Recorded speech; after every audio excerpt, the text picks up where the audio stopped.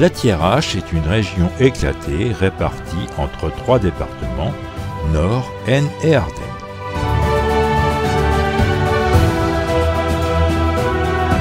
C'est un pays de bocage propice à l'élevage laitier. La richesse de son herbage a donné naissance au maroilles qui est, au pays du fromage, considéré comme le plus fin des fromages forts. Dans ce pays vallonné, irrigué par de nombreuses rivières et ruisseaux, et à l'habitat dispersé, c'est la couleur verte qui domine. Le vert des pâturages et des haies, mais aussi le vert des forêts. Le nom Thiérache viendrait d'ailleurs de Terracea silva, terre de forêt. Nous allons nous intéresser particulièrement à ces églises encore aujourd'hui mal connues du public. Elles apparaissent comme une énigme. Église ou forteresse? Eh bien les deux. Majoritairement construites en briques ou en pierre blanche du secteur, elles constituent un patrimoine architectural remarquable, à la fois unique et très diversifié. Pourquoi ces fortifications? La plupart de ces églises ont été fortifiées dans la seconde moitié du XVIe siècle.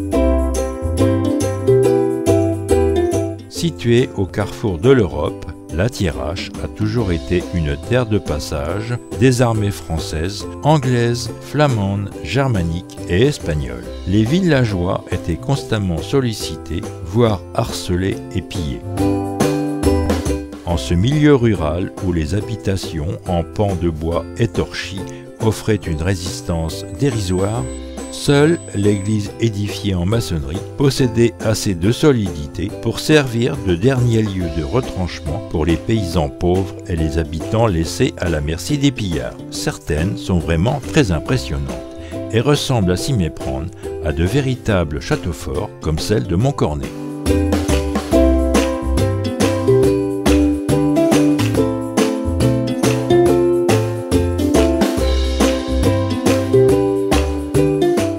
Comme celle de Parfondeval, dont le clocher donjon, surmonté d'une flèche, est flanqué de 2 tours circulaires. À l'intérieur de cette église, un escalier à vis mène à l'étage supérieur, où se réfugiaient les habitants.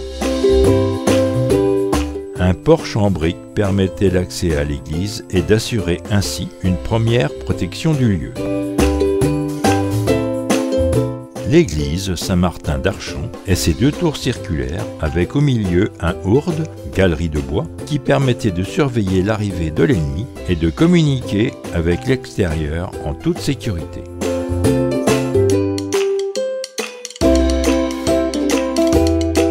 L'église de Cuiry-les-Iviers a été construite entièrement en briques.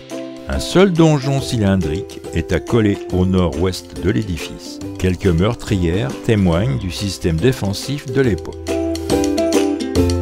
La commune de Chaours possède une des plus anciennes églises de la région. Elle est dédiée à Saint-Denis et à Saint-Martin. Son clocher, haute tour massive et quadrangulaire de 25 mètres, véritable donjon féodal, attire le regard par sa hardiesse et son originalité.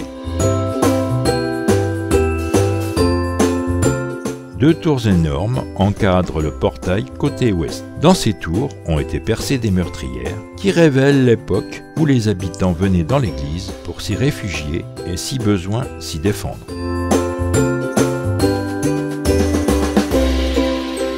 En pénétrant dans l'église, on admire un splendide maître-autel formé de 6 colonnes en marbre gris, dont de Louis XIV en reconnaissance de l'hospitalité qui lui avait été offerte durant la guerre des Flandres. Les églises qui auront résisté au combat reprendront la vie culturelle au XVIIIe siècle. Dressées au cœur des villages, ce sont plus de 60 églises fortifiées qui s'offrent aujourd'hui aux visiteurs à travers les vallées de la Thiérache.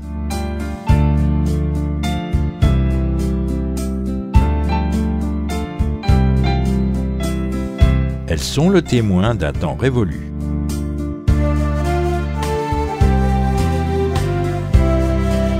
Survivante de ces ères troublées des XVIe et XVIIe siècles, il se doit de préserver et d'entretenir ce patrimoine identitaire de grande qualité architecturale.